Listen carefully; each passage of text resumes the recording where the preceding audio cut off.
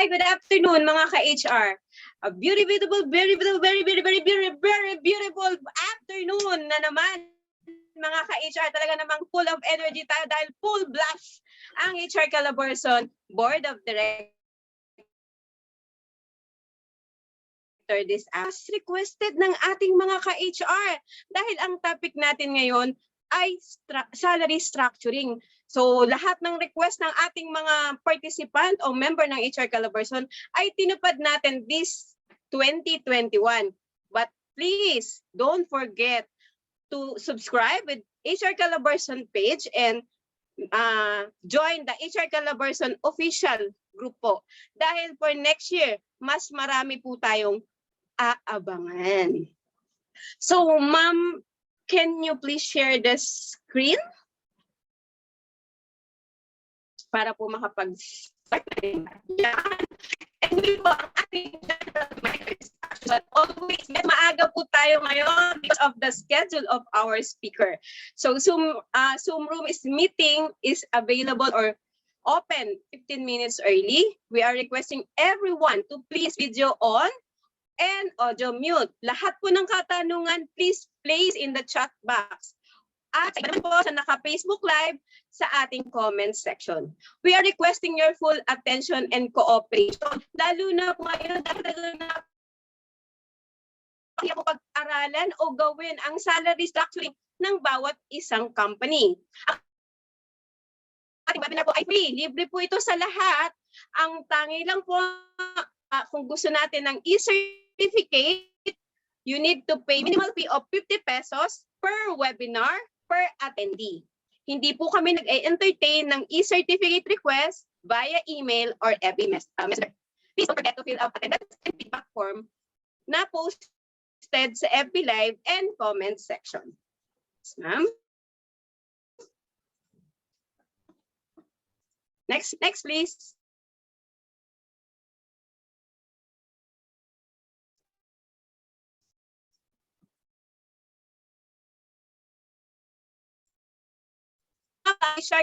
Ang HR Calabarzon po ay nagpo-provide virtual at face-to-face very soon. Face-to-face na po ang ating magkakaroon na po ng face-to-face learning session ang HR Calabarzon para po sa mga practitioner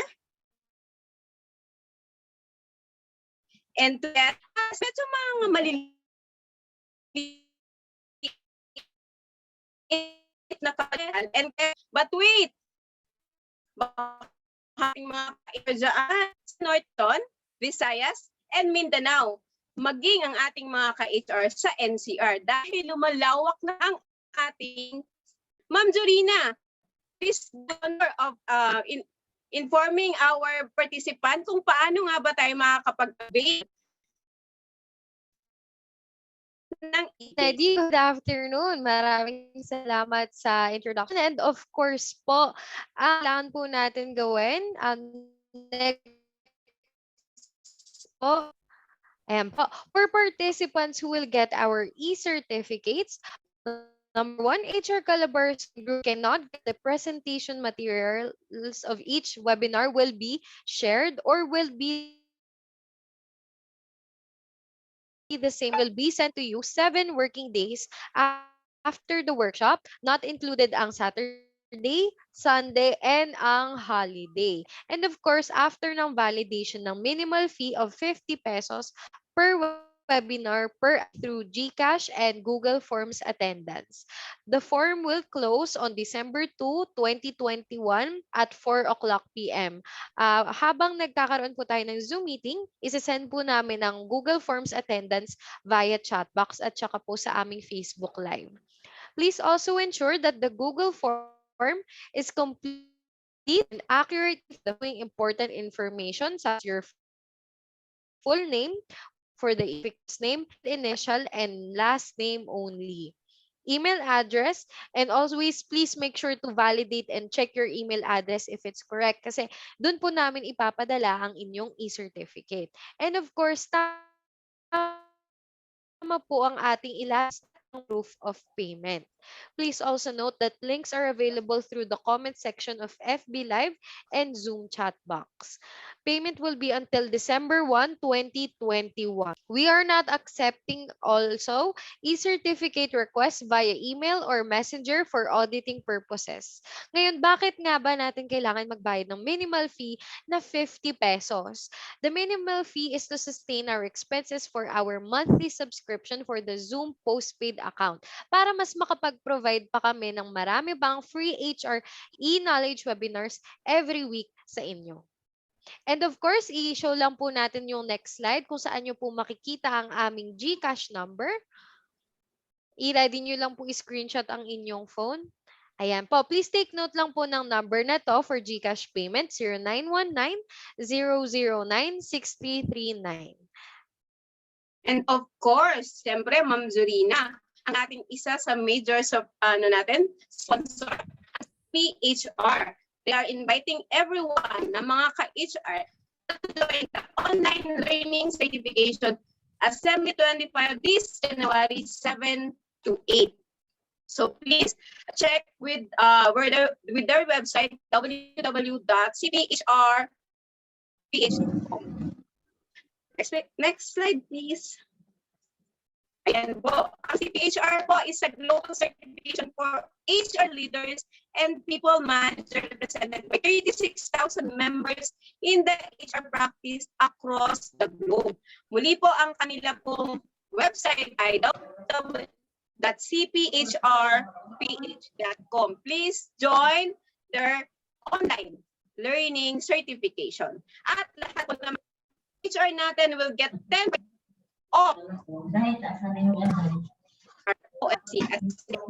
By the way, Ma'am Zurina, let's all welcome again our last week birthday celebrant, ang ating one of the board of director, Ma'am Jolene. Hi, Ma'am Jolene. Hi, good afternoon, everyone. Hi, Miss Ned. Hi, Miss Zurina and Miss Janet. And of course, ang aking susunod na babatiin is our speaker for today.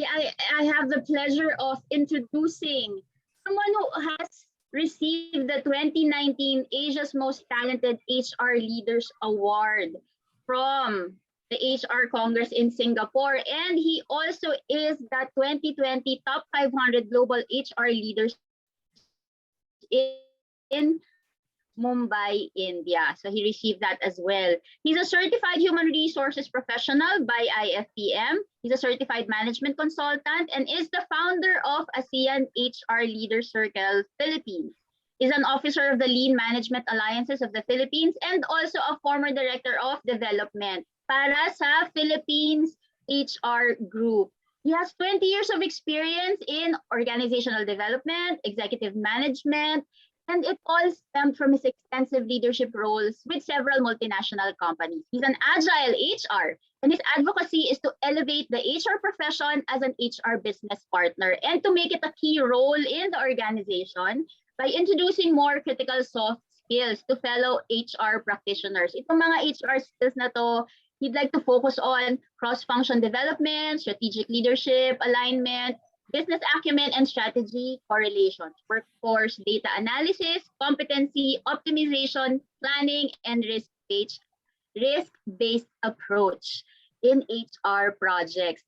Di ba? Parang nalulunod ako sa ating speaker for today, but definitely we are very, very grateful for his presence and for his willingness to share whatever he could for the purpose of growing and in support of his advocacy. So once again, mga ka-HR, mga HR Calabarzon members, friends, we'd like to please help me welcome Mr. Marvin Zoilo. Good afternoon, Sir Marvin. Good afternoon, everyone. I hope you can hear me. Hello, Sir everyone. Marvin, this afternoon, knowing na pang-tatlo mo na pa, sir, talaga namang avid fan ka namin sa HR Calabarzon. Talagang love na love po kami sa HR Calabarzon. Sir, this afternoon, ano po bang matututunan naming mga ka-HR with Mr. Marvin Zoilo na isa sa founder ng ASEA. O, di ba? Well, of course, part of our advocacy, Neddy, is we wanted to share knowledge. That's the reason why we agreed to be part of the ASEAN HR Leaders Circle Philippines, which is available in found in five other countries, especially from Malaysia, Indonesia, Singapore, and also of course, here in the Philippines and in Thailand. So, isa sa mga gusto natin talagang i-share is the best practices. I know that the Filipino is global in terms of our quality, the work that we do, and bilang isa sa mga HRs here in the Philippines, we're quite proud that we can provide those information to our fellow HR, right? But at the same time, we wanted to go global and ensure that the Filipinos are going to be highlighted and going to be part of the global workforce. So hindi lang sa Philippines but also outside of the Philippines.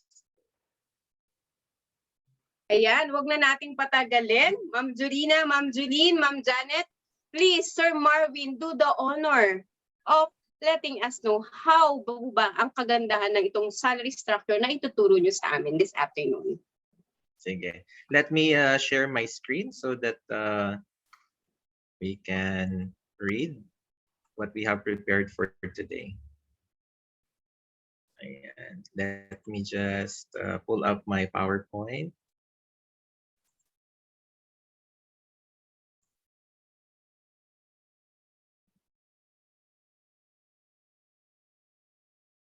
And so I'm sure everybody is very much excited with our topic for today. And one of the things that many of the organizations, especially now because of the pandemic and because of part of the year is we have to do the strategic planning already for next year, right? So yeah, so let me just pull up my PowerPoint. And part of the job of HR is to ensure that our salary structure and also the pay that we're giving to our employees are pretty much in line with what is available in the market and if it's going to be competitive. So those are the things that we wanted to consider.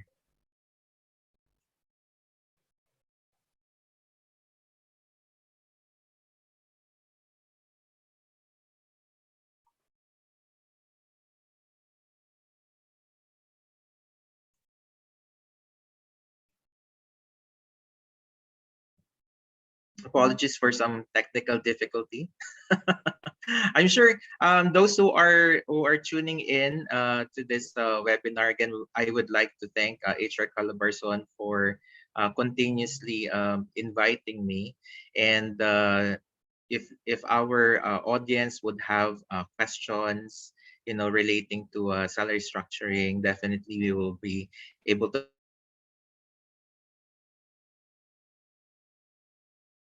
answer. It's also that is least explored because I think many people are daunted or they think it's pretty difficult to do HR structuring or salary structuring in HR and at the same time total rewards and compensation and benefits.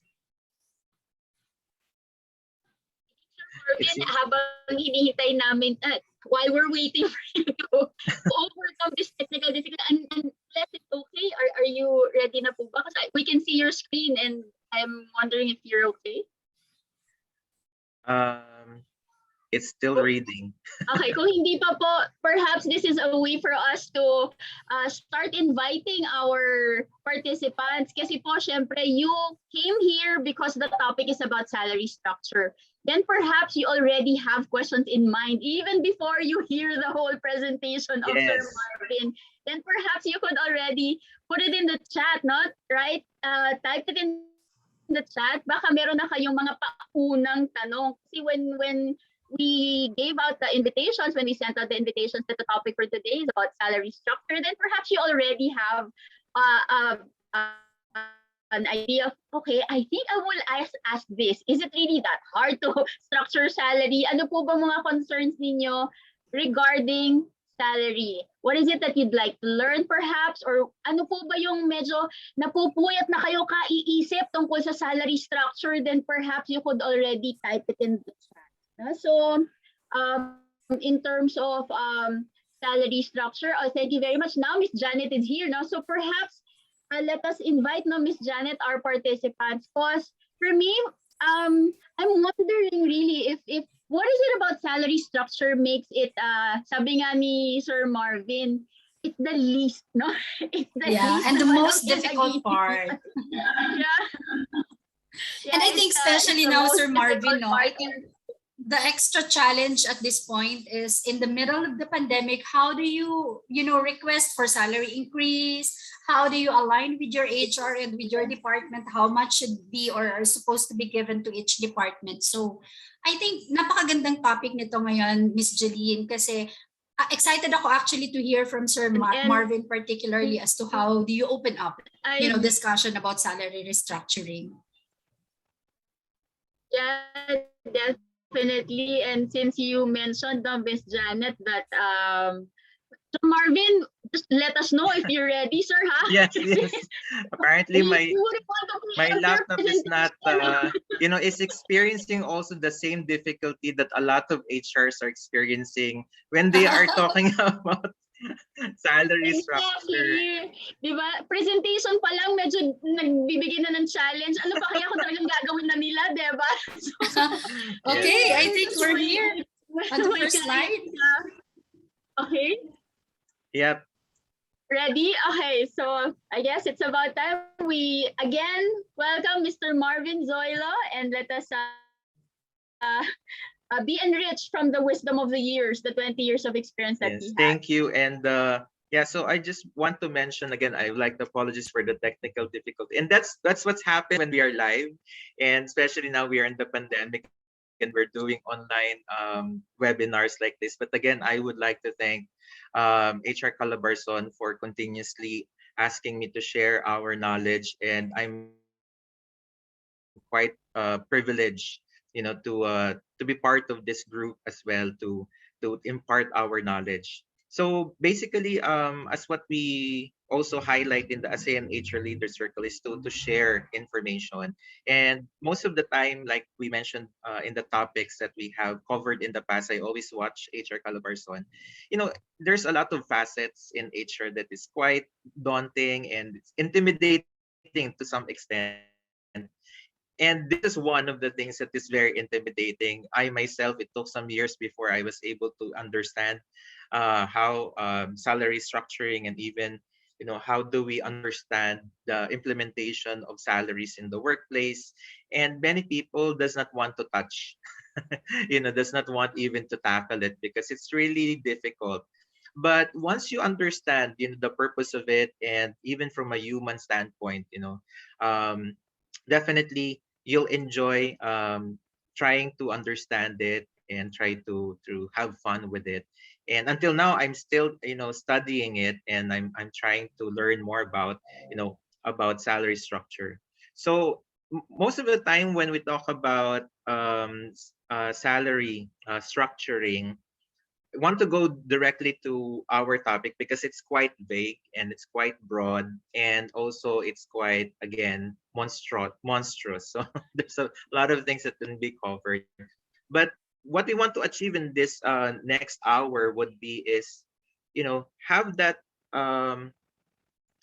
this very important lesson of how to make it simple, pragmatic, and practical for many of our fellow HR and of course our business leaders. At the end of the day, our business leaders will have to make that decision. So the first question that comes up already is, about Compa ratio. What's Compa ratio? Why business has to do it?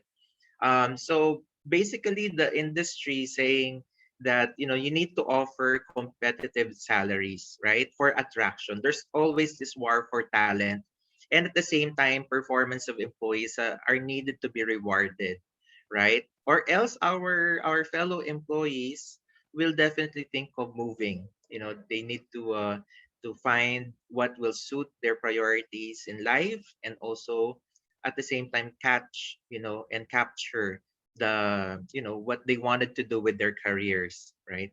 So whether you pay your employees on a salary on a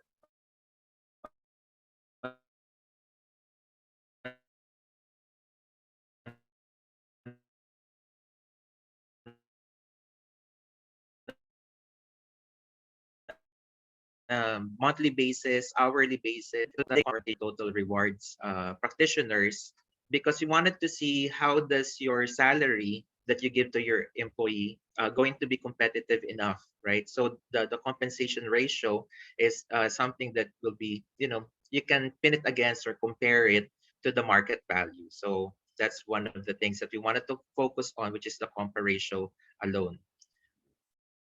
So why do businesses use it? Because number one, you need to understand, where does your salary, philosophy, where does your salaries fall into the market. So when you look at the example from one industry, if you are in the automotive industry where I used to work, so example, we have sales associates in the car industry. They wanted to know, how do you keep your good employees? Are you paying them with the right amount? And at the same time, is that amount even comparable to the market? So that in that particular small bubble of industry that you are in, um, you're able to secure the tenure of your employee, and at the same time to also encourage them and even nurture them into staying, right? That's why the other part of compensation is about, you want to combat or you want to prevent turnover. So attrition or resignations or separation of employees voluntarily, this keeps the cycle of, supply and demand, right? But of course, you want to minimize that supply and demand cycle as much as possible. Why? Because your company will be investing, right, for your employees. So part of that employee retention strategy is to ensure that your salary structure or your salaries that you're giving to your employee is in equal, if not even better, with the market, right? So as we say, why employees tend to overestimate, their salaries, because they have friends in the industry, right? They have friends. Example, I used to work in the automotive industry. They meet each other. We meet each other and we talk about, how are you being paid? What are the incentives that you get? What are the packages that you have? So those are being shared. So it's important to know that, businesses uses the compa ratio, because if your employee knows how much, other people are paid in their role, similar to their role, all the more that your company should also know that, right? So that you are not going behind, you're not getting behind, I mean, and you're not also pushing your employees to think of jumping ship, going to another company and trying to look for greener pastures. So how do you calculate a compa ratio? So again, like we mentioned at the beginning, compa ratio is the language of compensation, right? So we wanted to ensure that, the current salary of your employee is at market average, or at least seemingly in the middle. So example, the formula, I mean, it's not example, it's the general formula for compa ratio is that the current salary that your employee is getting, so magkano yung binabayad natin ngayon at current, and then of course you need the market average. Later on, we'll talk about where to get that market average, but if you do have already that market research and information that you can either research from yourself or you buy it from a reliable source, right? Then definitely that will be your somehow your market average. So in an industry, of course, there are companies that can pay high, there are companies who can pay low, right? And there are companies who will be in the middle. So when they look at it from an industry perspective, example, I used to work in the automotive industry. They will look from the lowest up to the highest, and then they try to find the market average from there. So that's basically the information that you will need for you to be able to find out your compa ratio. And of course, for it to become a percentage, because it's a ratio, you have to multiply it to 100. So I'll give you an example. So example, a manager salary in one industry. I'm not saying what industry it is, but it's one of the industries. So example, the manager salary that you have, your employee, is at 75,000 pesos. But based on the market research data that you've purchased, maybe example from Willis Towers Watson, or from AC Nielsen, or maybe from Thomson Reuters, and so many others, right? You can actually purchase the market data. So example, for that particular industry, the market average is at 120,000. So for you to know if your employee salary is in comparison to the market, right? Or to find out what comparison that is comparative to the market, then you just divide it. So 75,000 divided by 120 is equal to 0.625. So by multiplying it to 100, it becomes 62.50% compa ratio. Normally, if we say compa ratio kasi, di ba, we want to meet the market average, right? However, there's a caveat to that. To certain degrees, there are businesses who cannot really afford the market average for many reasons, for financial reasons. Example, now there's a pandemic, or maybe because they're not as bigger scale as others in the same industry, right? There are different players in the market. So therefore, there could be the multinationals. They could be, really very rich, and they are diversified. That's why. But for whatever reason there is also what we call the industry market competitiveness acceptability rate. So if 120,000 is the the median or market average, sometimes there's a market acceptance. So that's the market competitiveness. Wherein if you compute 120,000 to 85%, that's 102,000. So somehow you can still see if that's something that many of the employees or the same roles in the industry where you belong to is acceptable. So that's why you have the market average, but you also have your market competitiveness. So if you look at it here, um, there's 75,000, right, versus that 120,000 market average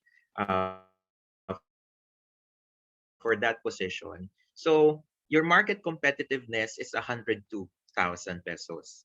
So that's still about 85% acceptability in the market. So if you notice, the computation that we got for the manager that you are currently employing, yung nasa inyo ngayon, is at 62.5%. 62.50%. So malayong malayo. Not even to the market average, it's 62.5% from the market average. And even if you use the acceptable market competitiveness at 85%, at 102, malayo pa din siya, di ba? That's 27,000 difference. So if you're going to analyze it from a compa ratio point of view, of course, if you're paying more than 120,000, which is your market average, nasa middle lang siya, right? You're paying above market, right? And that is sometimes your pay philosophy in your company, to be above the market, right? And that is also something that many companies would think, because they think if you buy talent, or if you pay for bigger salaries, because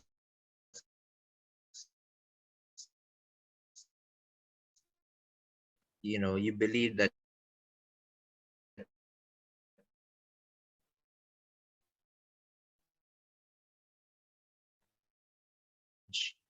market rate. But mostly, if you wanted to just, have that market study and compare and contrast, and, para pulsuhan, yung salary of your employees as against the market, because they have flight risk or gusto nilang mag-resign, then definitely this is the simplest way to look at it, right?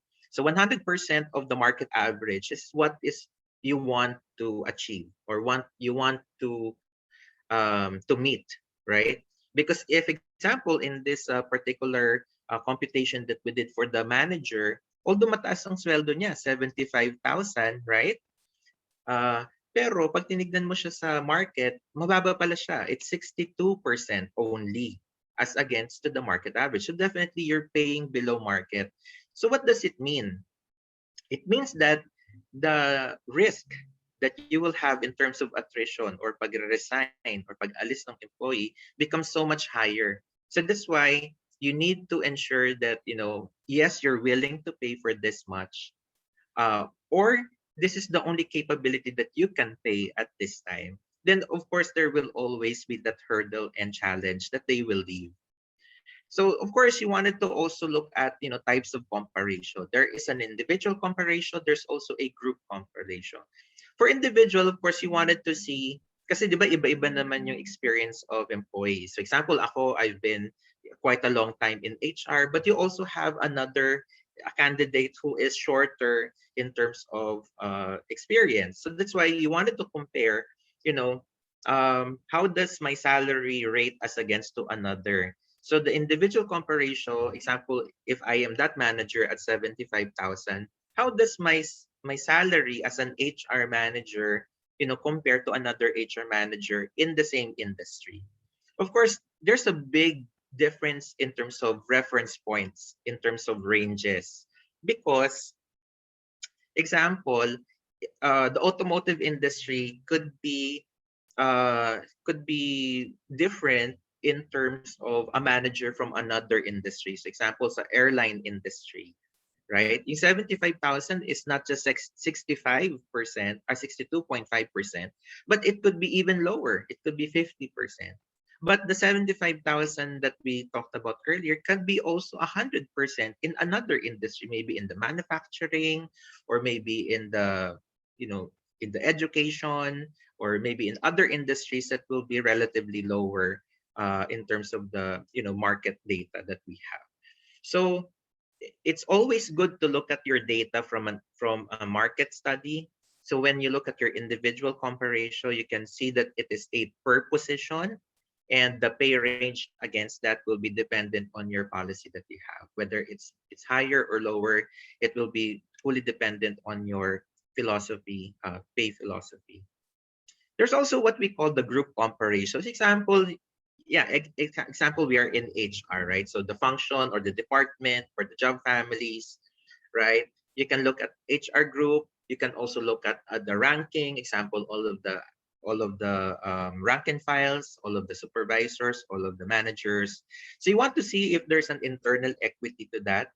So you want to look at example, ang range ng mga managers in the company of this person is between the range of 45,000 to 80,000, right?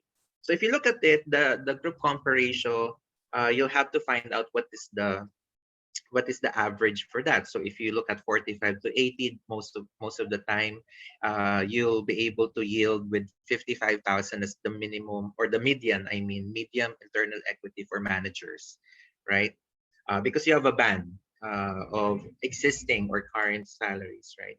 So if you compare it to another industry, again, if example in the airline industry, you can see that mas mababa or mas competitive yung salary in another industry, right? In the airline industry.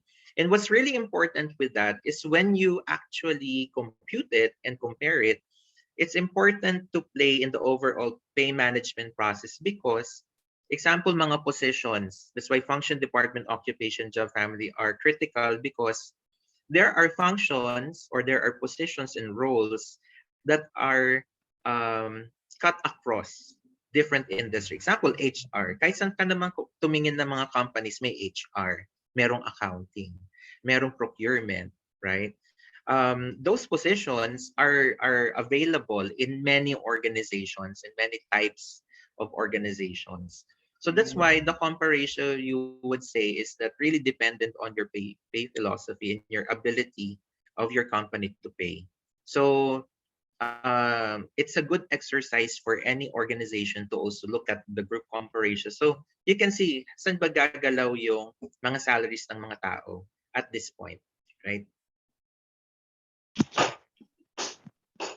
The next would be on pay bands. Ayan. So alam ko you are very much excited on this one. So yung pay bands, this is the range of compensation kung saan siya papasok, right? So the same thing with your compa ratio earlier, it's just a specific one, yung existing or current salary niya as against to other industry. So pay band is a part of your structure within the organization, which is going to be part of your policy, right? To help determine hanggang saan lang siya pwedeng pumasok to keep it competitive within internal, right? Within internal equity. So example with that, of course, is to provide a unique set of, incentives for your organization from a monetary point of view. Okay? Hiwalay pa syempre yung mga ibang benefits of the company that they give out to their employees, right? So we're just talking about the base pay or the pay in general, right? Your gross pay, whether it's a combination of base plus allowances plus representation plus transportation plus de minimis, etc. All of them are in one whole package in the gross pay, which you can include in your salary banding, or we call that pay band, right? So you also have to monitor this because again, market trend, yung market data natin changes all the time, especially if there are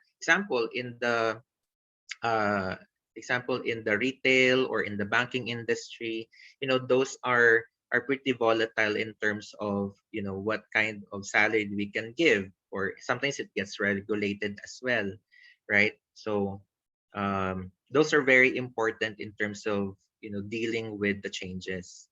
So what can we do in terms of salary bands? So first of all, before you even create a salary banding or a pay band, is you need to have, more importantly, is to communicate or to even coordinate and collaborate with your OD, your organizational development um, people, right? If that is not you, that's another group, you need to work with them. Why?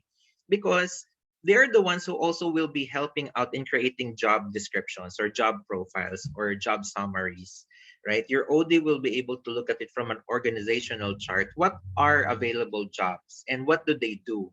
What roles do they have? And what scope of work do they have to put themselves into a role as part of their function? So total rewards and organizational development work hand in hand. Now, in many organizations that doesn't have org dev, sometimes it's TR who takes that out, yung total rewards or yung comp and ben, di ba? Sa mga companies na traditional, we call it comp and ben. So sila na din yung tumitingin ng job descriptions, right? Ano ba yung available? Now, para naman din sa totally wala, right? There are companies that literally they don't know who needs to do the JD. It could be the HR generalist, it could be the personnel admin, it could be, we don't know. So it's important to identify who does it, because if you're the ones who are making the salary structure, you need to know who is making the JDs, because you want to align. Again, the pay philosophy should be now on the competency-based framework, and that's what the title we are talking about. Because we wanted to make sure that we're paying not because of arbitrary reasons. Kasi kamag-anak ko yan, bigyan mo ng additional 10,000. Hindi ganon, right? What the Society of Human Resources Management in the US is saying is that competency-based framework is now the one that's being accepted worldwide. And so many other HR associations around the world are also saying the same. And it's not new to us as an HR. Performance management is also incorporated into the org dev. But anyway, we're talking about comp and ben, but it's important that you understand that you are paying not the function, but you're paying for also the capability, the experience, also the role and the scope and authority of the function. Okay, so that's why it's important to look at the job description, right? And because you want to determine the differences between the scope of work of one function to another or one rank to another. Number two is rank your organizational role. Yeah. So dapat malinaw. It's very clear who is rank and file, who is supervisor, who is manager, who is executive, which is ito yung normal or traditional type of ranking under the job families, right? Now, if you have a unique, I'd rather you say unique rather than weird, because there are organizations that say, wala ditong rank and file. Everybody's an executive. Parang paano yun? Right? So you always have to go back to the HR foundations. Whether it is just for posterity, whether it's for purpose of equity, or for the purpose of being, aesthetic, you still need to understand your organizational role. It's up to the HR to make that determination to recommend what are the roles. Because it's based on the competency requirements, right?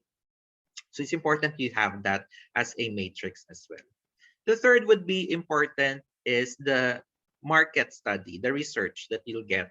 Again, this can already be purchased. You have different organizations that does market study in terms of salaries. You can also go to Glassdoor, can go to LinkedIn, and so many other platforms as well that you can purchase from and subscribe it to.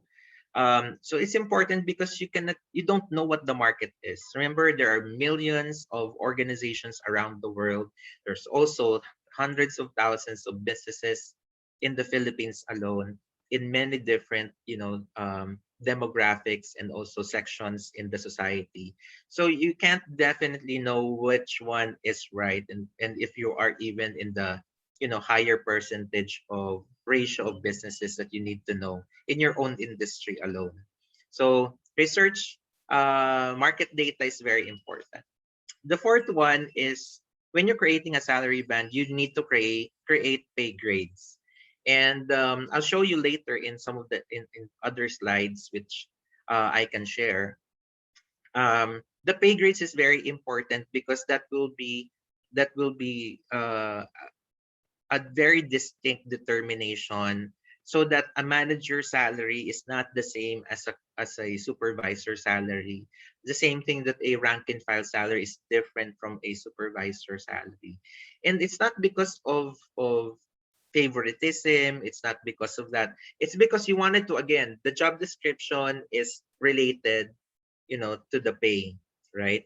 And the best way that I can even explain to you for that is you can actually go to the salary standardization law of the Philippines, and that's available in the National Wage and Productivity Commission website. You can actually download that, and you can see how it looks like. Of course, there are tranches in there.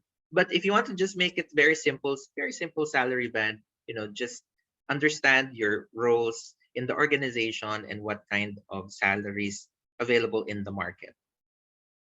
Now, if you now have your pay grade, you further dissect it into ranges, right? So create a range within that grade. So example, if it is for rank and file, how much are we paying rank and file positions? So you want to put, salary steps into that or grades into that. So hindi siya pare-pareho, right?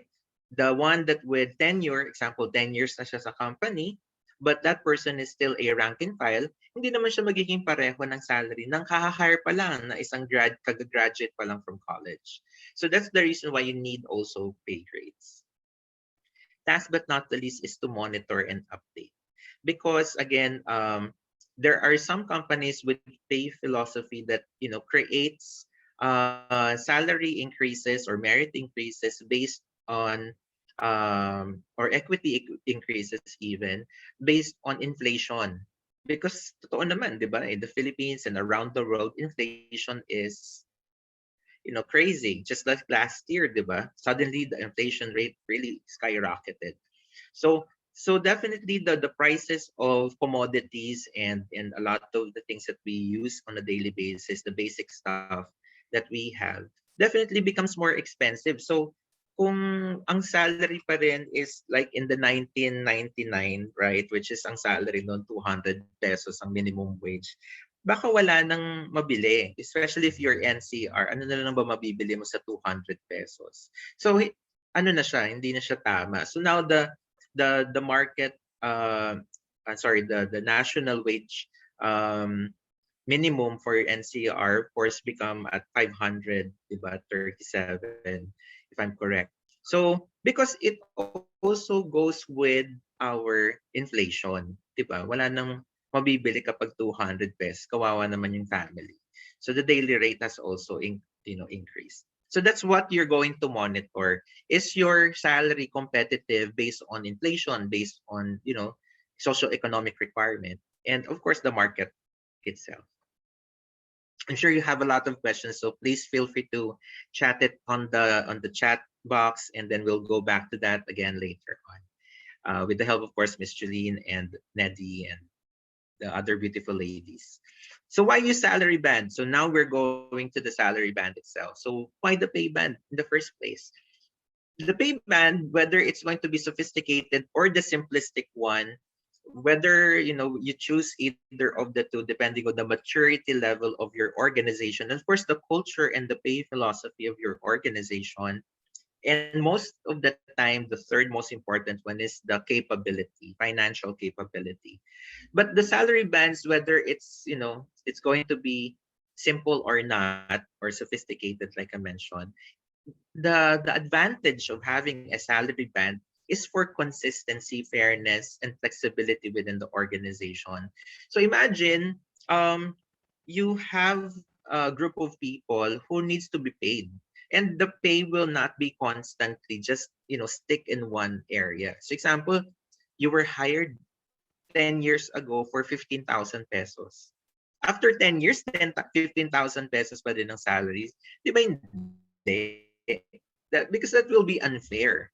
And that's the reason why you need to monitor it, because again, number one, you have your market competitiveness. Number two is their priorities in life. The third one is inflation.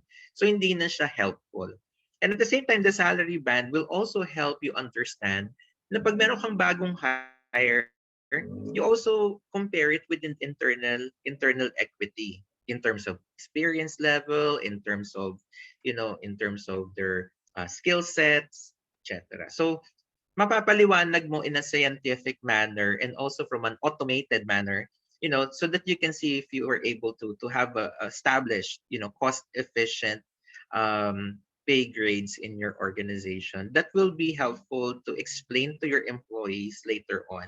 Kaya yung sumisweldo na ganito kasi ganito yung trabaho niya. Of course, you're not obligated, but in your mind, as an HR, you are able to justify why you're giving this salary to this employee at this function, at this level, at this rank. Okay, just let me know if you're still able to if you can hear me, because I don't know if my internet connection has problems. But I hope you're able to see my presentation and listen to my voice. Okay, so market and data benchmark. So why is this important and what is it exactly?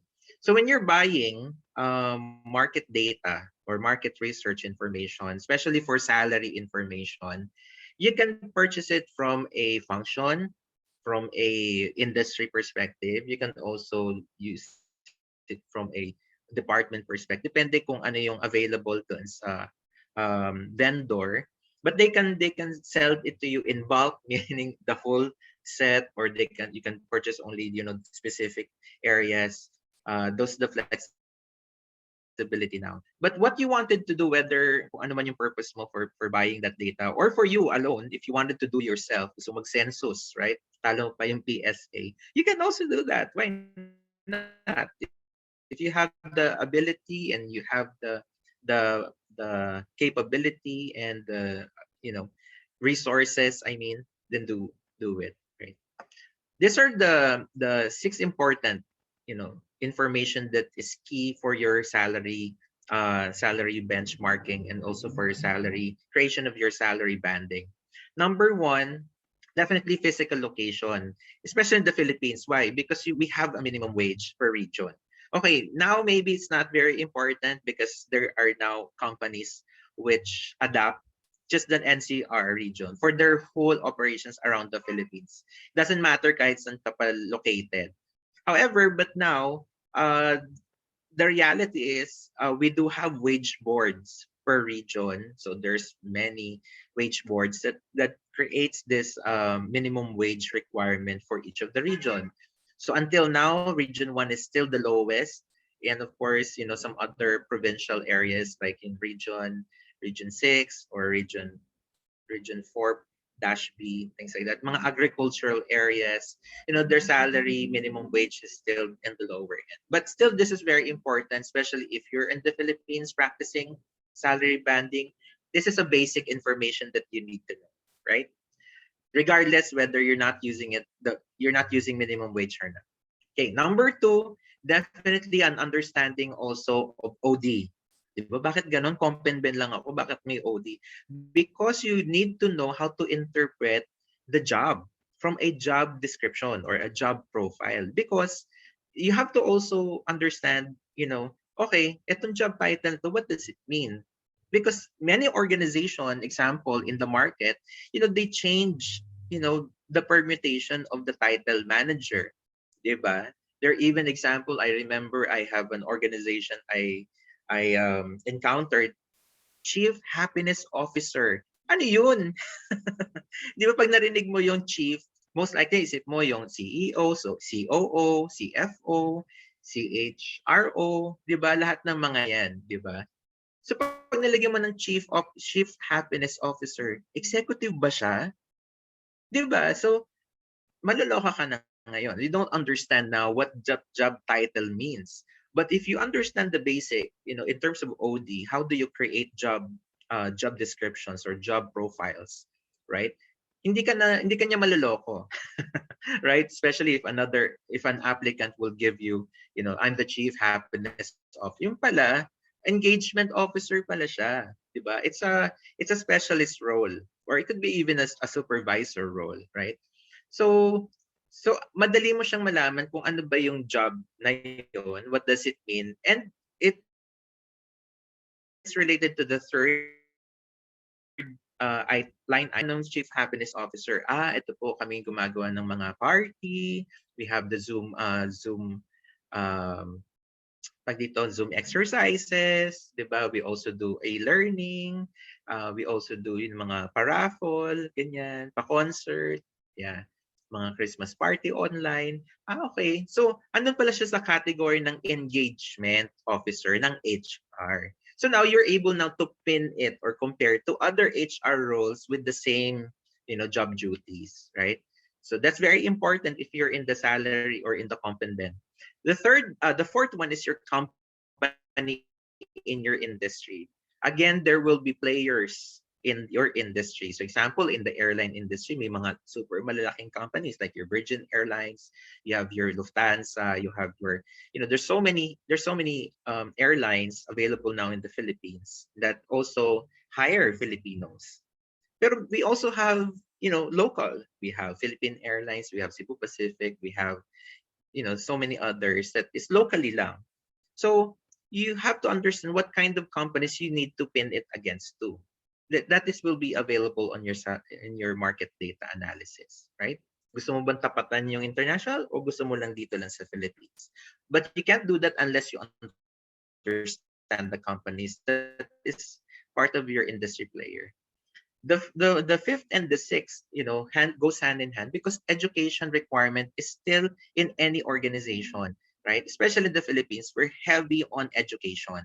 So example, 70 to 80% of how HR is trained on hiring, especially in recruitment, especially for fresh grads, is always about their school and what do they take as their graduate as they graduated, their undergrad courses. So pag malayo siya, example, may nag-a-apply ng marketing officer tapos yung accounting yung tinapos niya. Siyempre isipin mo, wait lang, parang hindi siya swak kasi that person may not know what marketing is all about, di ba? Or example, doctor.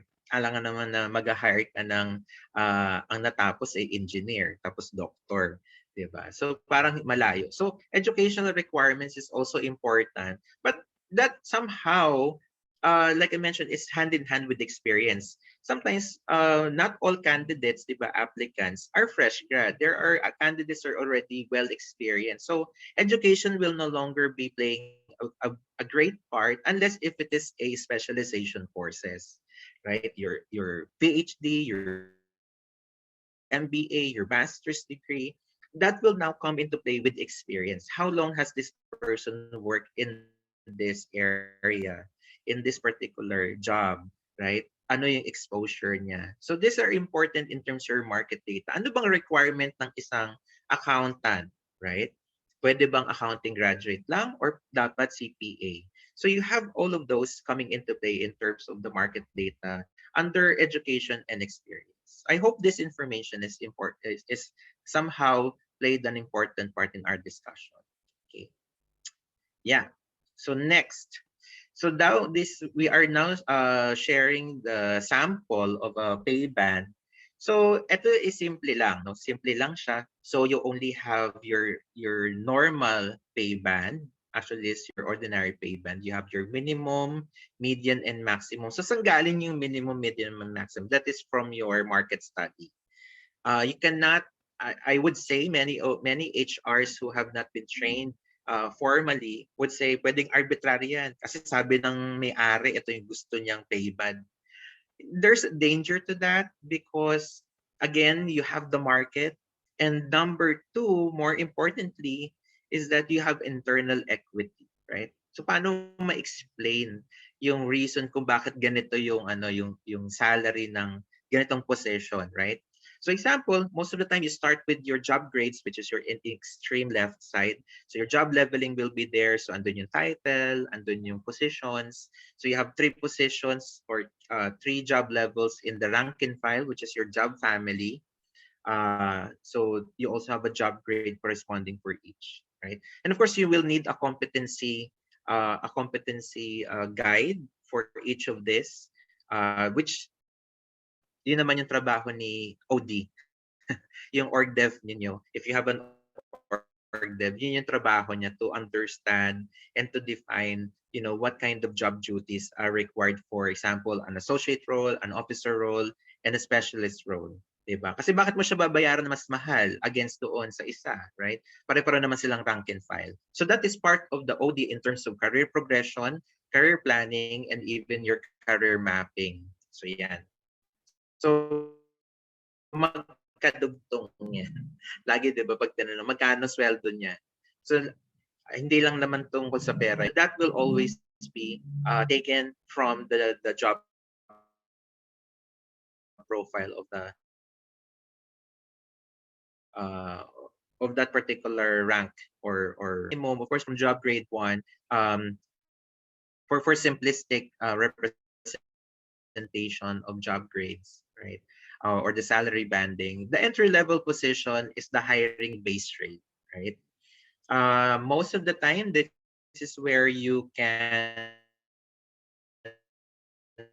use the there's coming from the wage, or maybe your organization can choose a different compensation philosophy depending on their financial capability.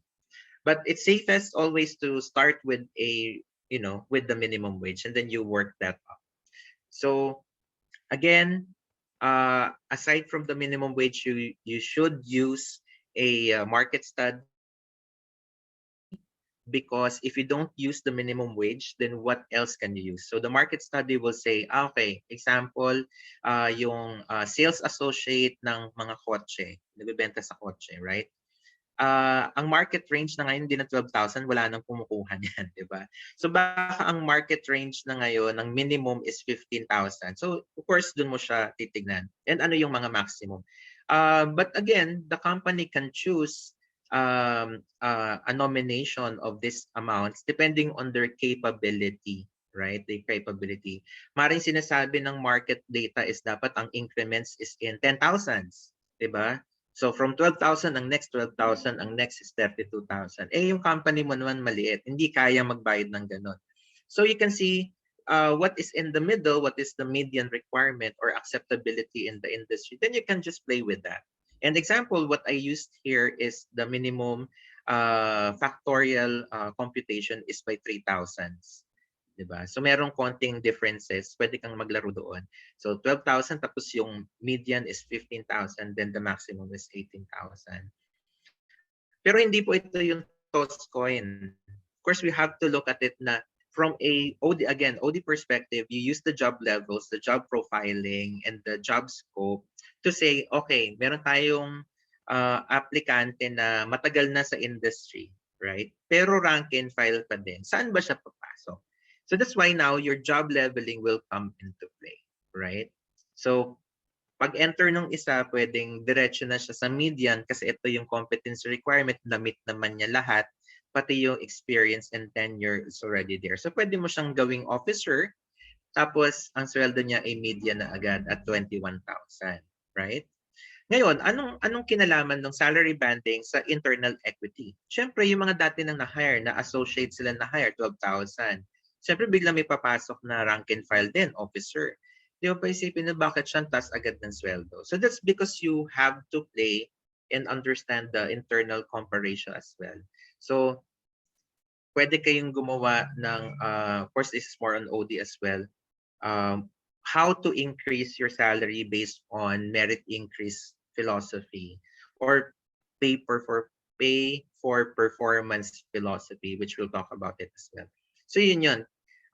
Again, the standard computation of salary grade will help you to keep your internal equity para hindi rin siya hindi siya arbitrary na sabi ni boss na ganito, bigyan siya ng 10,000. Pareho lang naman ng rank ng isa, 'di ba? Na iba naman ng boss. Yung isang boss medyo kuripot, so hindi 5,000 lang sa kanya, right? So hindi siya magiging balanced and there will be a lot of problems or concerns with the employee because they don't see the science in giving the incentives or the increases in salary. Okay? Yan. So, example, if you use the tranching mechanism of the standardization law, right? So this is your parang ideal setting. You want to use pay grades. So sa national or Philippine standardization law, ito yung ginagamit sa sa government, right? So it is 33 pay grades so that you can see, okay, yung progression din from a career perspective sa OD, di ba? Pag-enter mo, when you graduate and if you stay for 20 years or 25 years of your life in one organization, you can see your progression. Malinaw din sa isang empleyado, I think clarity is very important in understanding retention strategy, which is connected to your compensation strategy as well. So naisip mo na, okay, in the next 20 years, I know where to go. And I know, what to expect. At least in the government, that's what it is all about, right? Kasi meron siyang transparency. Tapos nakikita mo din on the left side of the columns, di ba? Nakikita mo yung progression ng competency requirement. So yung rank and file, ilang rank and file positions ba ang available, right? So example, in the government, meron dyan yung teacher 1, teacher 2, teacher 3, teacher 4, bago ka maging, next one, di ba? So naiintindihan natin na, okay, you are being paid because of your competency rather than your role or rather than your position. Or parang nagiging effect lang yon yung role title because nag-i-increase din kasi yung competency mo. So sometimes many HR, especially the neophyte HRs, they think na ang binabayaran yung posisyon, which is incorrect. Ang binabayaran dyan is your authority and scope of work. Yun. So nagkakataon lang na kailangan kasi ng title for that. And that's why we put it into a category for easier understanding na, okay, iba yung role ng isang supervisor, iba yung role ng manager.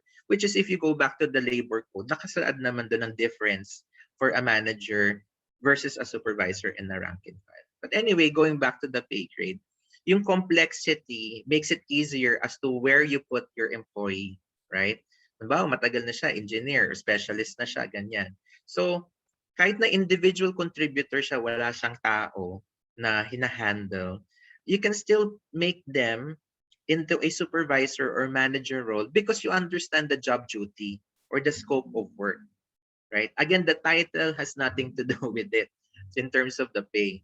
It's the job, the role and the scope of work that you are paying. That's why the job leveling is very important. When you cluster the job families, you understand, what kind of, competencies are required for this one. And that's why we attend, like here in HR Calabarzon, we attend trainings, right? Because we want to upgrade and upskill ourselves. Kasi may katumbas yun na value. Di ba? May value siyang katumbas na, alam ko na to. Di ba? Pag nag-apply ka sa next company, sabi mo, alam ko na po yung paggawa ng salary tranching, right? As against to another employee who doesn't know it. So, ikaw yung may competitive advantage. That competitive advantage is now connected to the salary that they will give to you. Diba? Does it make sense? Ayan. So, of course, at the upper part is yung flexibility kung bakit in the government they use the salary steps because, again, automation siya, 'di ba? Halimbawa, hindi ka man napo-promote pero every year naman nagpe-perform ka, right? So, kahit na sa entry level ka pa din for the next 2 years or 3 years, the company can gauge based on the competencies that you were able to gain from the job. So, diyan papasok yung appraisal, diyan papasok yung PMS, yung performance management system, diyan papasok yung mga one-on-ones so that the leaders can recommend, itong person na to, di ba, they deserve something better. So, meron ka ng flexibility for movement into the job of the same rank. Di ba? Hindi ka nakastuck doon. And part of that is also part of your retention strategy and your career progression strategy. So, marami siyang connect, right? Yeah, so that's one of the things. Why the salary steps will be very, very helpful. And at the same time, hindi ka mag-iisip. Again, yung arbitrariness, yung subjectivity will be taken away, right? All you need to do is to go back. If you have a policy, calibrate with your salary steps na pag naka-receive siya ng meet expectation, ba nakakuha siya ng 6 out of 10. Ano ba yan? Meet expectation ba yan? Or high achiever ba yan, etc. Tapos may percentage. Tapos dun mo ngayon isasalpak dito. Hahanapin mo siya sa grid. Asan siya ngayon? Right? Because this is now the job competency requirements for that. Mas madali siyang hanapin. Ayan. And also you can also look at the lag and lead salary range. Actually, if you're going to look at it, it's similar to what we have in the previous. Your minimum, your median, and your maximum. So if you're going to look at it, your salary steps 1 to 3 can be your entry, that is your minimum requirement. Your steps 4, 5, and 6 is your median requirement, and then your step 7 and 8 is your maximum salary requirement. And that can definitely be used in your OD in terms of your job competency profiling. So sabi mo na, pag ganito, ano pinagkaiba ng teacher associate number 1 sa number 2, right? So you have the competency sets, skill sets available, and then you can compare. And then that is where you're going to look at saan siya dito sa job grade ko, saan papasok dito sa salary steps, di ba? Ganun siya. Okay. So in terms of the computational factor, this is something, again, going back to your financial capability in your organization. Most of the time, I just put here the job family gap because if you notice, the highest that a rank and file can get is at 20,337 at line item 8. That's pay grade 8, step 8. You notice that? Okay, 20,337. So, yan yung maximum. So, ibig sabihin, yung overlap noong salary na yun sa next step, which is a supervisor, right? So meron siyang gap na 25%. But again, this can be changed. Hindi naman siya nakasulat sa bato. So you can change it again depending on the capability of your organization to pay, right? So pwedeng mas mataas sa 25 if you want. Pwede naman mas lower than the 25 if you want. But of course, hindi rin siya basta-basta lang arbitrary. You have to look at the competitive market data. Ano bang normal or median na salary gap between job families, 'di ba? Kasi baka mamaya merong salary na isang rank and file na andito na, 'di ba? 50,000 pero rank and file siya, 'di ba? Meron ka naman supervisor na sobrang baba, andito lang siya sa 30,000. Bakit gano'n? So we should be able to justify why the differences, right? Why the differences of the salary, right? So again, these are just it's not necessarily related to just the title of the job. Kasi meron naman talagang ganun. 'Di ba? Mga rank and file sila pero supervisory yung kanyang salary. Because maybe they're individual contributor. Therefore, um, parang supervisor yung role niya pero wala naman siyang tao. But still, that will always go back to what is the job scope of the employee and what is the role of the function. Okay? Ayan. So go to the government page so you can actually play around with the idea. What I just did is to understand, what are the normal ranges of the gap between the tranching from step 1 to step 8, which is usually between 0.88% to 1%. Kaya 'di ba yung time na yan, ang minimum wage is at 11,000 pesos. So may increase siya from salary step 1, 2, 3 hanggang 8 of 0.88 to 1%. And then yung grading naman is at 6% to 8% depending on the capability. So it's a very good exercise if you wanted to understand even further tranching and of course your standardization framework. If you wanted to use this. Pag ayaw nyo naman, okay lang dun sa banding, okay lang din, simple lang yun. Okay, so we are now talking about salary versus competency. So sabi natin the topic today is not just salary structure but also competency-based framework. So I've always mentioned in the last almost an hour is to focus on competency because most of the time many of the non-HR practitioners or non-competent practitioners, they thought that the one that is being paid is the title, which is incorrect. Kahit gawin kitang CEO, pwede kitang bayaran ng 10 piso. Kasi hindi naman yung title ang binabayaran, right? Hindi yung brand name, yung quality of the job. So that's why, if the question between salary versus competency, pwede ba ako magbayad ng salary that is on the bottom of the salary band? Pwedeng yes, pwedeng no. It depends on what benefits will it get for your company. Kung walang kakayahan yung business to pay, then of course, that is where you're going to start with. Just start with the bottom of the salary band. But if your company is part of the Fortune 500 and you're paying them with the bottom, right? I think there's a problem. There's an equity problem now, or even there's even an abuse, right? A labor tag dito. There's a unprofessionalism or yung dito, illegal practices, right? So definitely that is something that you wanted to always keep in mind, that the salary is one way to entice them to move forward, diba? To entice them or to even nurture them into becoming successful in the organization.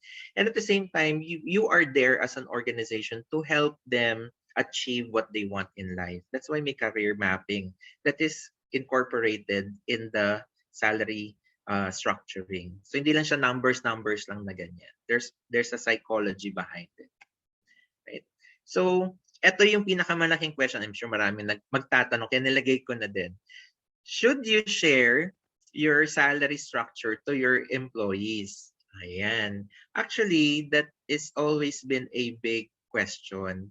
May mga companies kasi na hindi transparent kami, we want to share the salary compensation setting or the salary structure. There is a good and a bad to that, but definitely it's more of impractical because if they do not understand the pay philosophy, because example tayo HR, inaaral natin to, right? And any layman would just arbitrarily just look at it and they say, hindi, bakit ganun? Right? Walang context to. When they look at it, very subjective yung information they're seeing. So it's not helpful for employees to know your salary band. It's only from the executive point of view because they have to make an informed decision, right? Because they're the ones who makes that approval or not, right? So also there will be possible legal issues because sabihin bakit yun, 'di ba? Meron distortion, meron tinatawag na compression, 'di ba? So these things can become a legal issue. Bakit siya binabayaran na mas mataas? Ako binabayaran na mas mababa pero mas madami naman akong ginagawa. So there's a lot of room of for interpretation in terms of salary implementation. Especially if your employees are not, they don't understand how salary principles are being implemented in your business. So maturity level is very critical in sharing information such as this. So most of the time it's rather not shared. But maybe what you can share is that, more on the OD part, which is your performance management system. Di ba? Ang galing ng segue natin. Because this one, if they understand the PMS, the performance management system, they will more appreciate, di ba? Na, okay, hindi pala title yung binabayaran sa akin, yung skill set ko, yung job, scope ko, yung authority ko, right? That's why meron tayong tinatawag na KRA, Key Results Area, KPI, Key Performance Indicators, and we also have targets, roles, duties, and responsibilities. All of them are all part of OD in terms of job profiling. So if they understand that, then it is a competency-based framework in salary administration. Diba? Unlike nung unang panahon na arbitrary, ito, anak ko to, bigyan ko to ng 50 million. Hindi ganon, right? So it's about what you can provide to the business, which is equitable, it's it's fair, and based on a classification that is applicable, you know, throughout all employees, di ba? Based siya sa kakayahan, sa skill set, right? Also, of course, you have your quantifiable metrics, hindi lang naman, kasi magaling ako dito, pero kwento lang, right? That's why you have your KPIs, you have your targets. And it will be helpful also for your strategy as a whole, as a company, na you pay for performance. That's where your incentives also comes in, right? So what exactly do you pay? So do you pay for the results, or do you add incentives or any benefits, because of your philosophy in general? And at the same time, the last would be, it's part of the employee engagement, attraction, retention, and motivation for performers, right? So your performance management system should be able to supply, um, a feel or a scientific structure of how they can move from one step to the next. Di ba yung career ladder from one step to the next? Yan. So performance compensation harmonization. So anong ibig sabihin nito? Regardless kung ano man yung business strategy that you're using, MBO man yan, or you're using the SWOT, or you're using whatever kind of business strategy, right?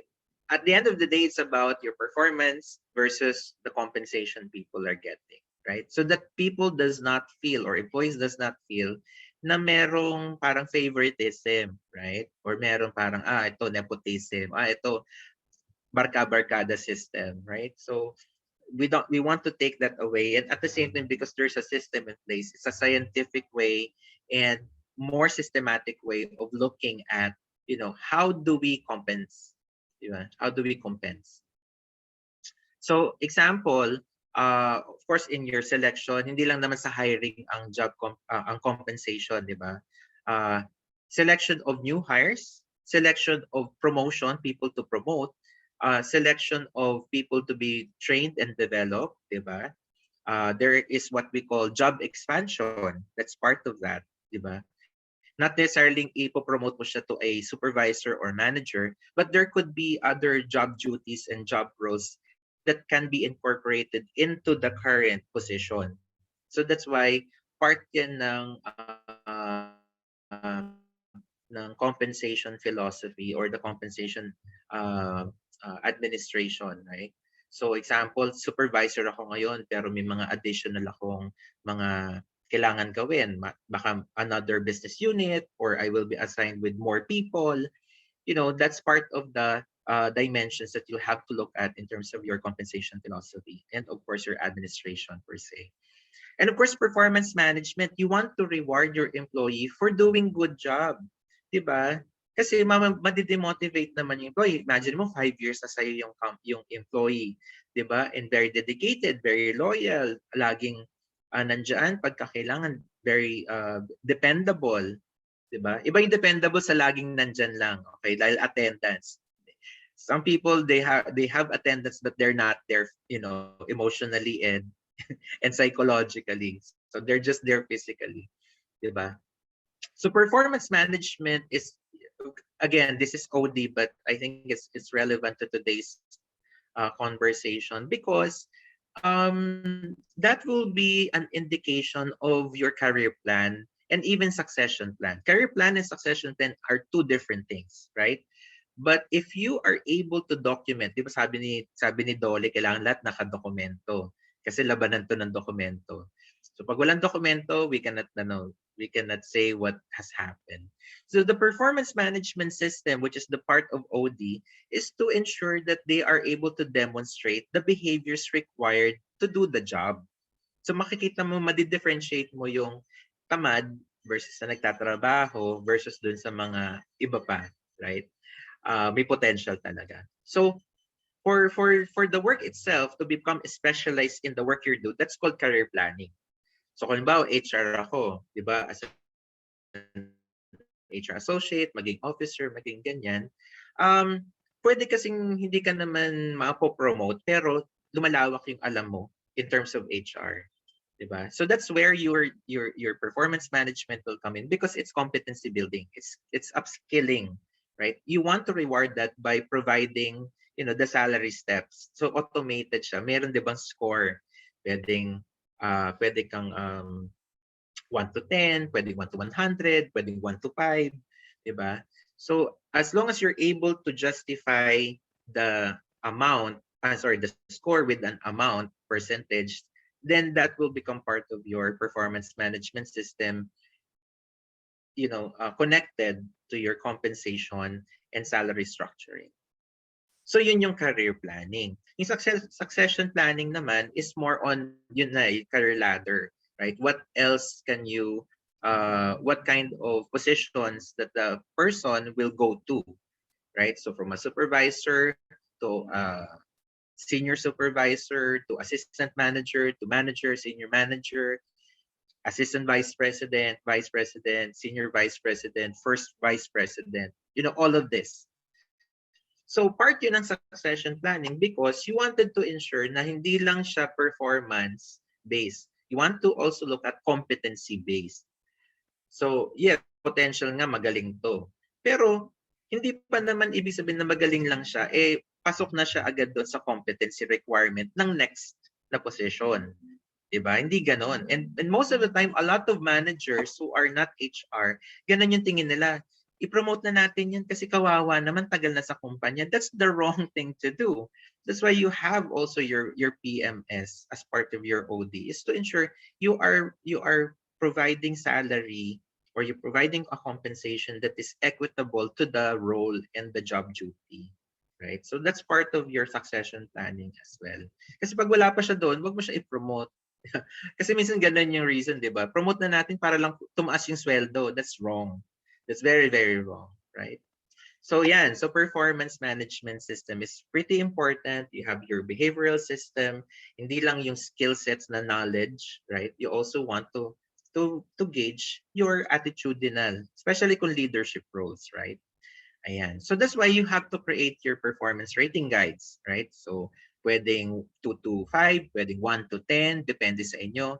So meron siyang kaukulan na percentage, right? If they get it. So pati behavioral and attitudinal, you want to also show na hindi lang siya metrics na KPI sa technical job, but also the way you conduct yourself as an employee, right? And itong behavioral attitudinal competencies are based on your company values, yung VMV, di ba? Vision, mission, values, right? Are they able to live in, right? Manifest the required attitude, the required behavior, di ba? Halimbawa, sabihin natin merong supervisor na lagi nagmumura. So bakit mo siya bibigyan ng ng salary na mataas kung bagsak naman siya sa attitudinal. But that is just one of the performance dimension. There are 3 performance dimensions. Remember, you have the KSA approach, the knowledge, skills, and attitude. So maaaring mababa siya dito, pero mataas naman siya sa pero still, that's part of the overall performance management approach that is called competency-based. Diba, naglalagay tayo ng mga training for managers. Diba? Yung mga personality development, atin sila ng management training. Bakit? Because again, these are important to their roles, important to their jobs. Because we will pay them this much, di ba? 102,000 sa isang manager, para saan yun? Di ba? So that's an equitable way of looking at things. Yeah. So if they are, giving ratings, your KPIs, you're able to see in percentage. So you can also look at it from a KPI dimension that is on the quantity, quality, and timeliness measures of your employee. So we'll have another session on OD. I hope I'll be given a chance to be invited again in the future for performance management. But I just wanted to share with you this one because this is critical so that when you look at the salaries, right, you're able to scientifically explain to employees where does your salary increase come from. Diba? Hindi yan dahil galit ako sa'yo, kaya hindi kita binigyan. Hindi. There is a performance management system that is called the competency-based framework so that you can explain, kasi mababa ka dito. Ito yung mga areas to improve mo, ganyan, ganyan, ganyan. Kaya ito lang yung percentage ng increase ng salary. So at the end of the day, it's about, the job. So sabi nga nila, 42% of the things that you know today, in 2 to 3 years time, you need to upskill again. So that's part of your continuous monitoring. Ano ba yung binabayaran, right? Because some of the skills that were available 10 years or even 20 years ago, right? They're different now. Some of them are not even existing anymore, has been passé or obsolete.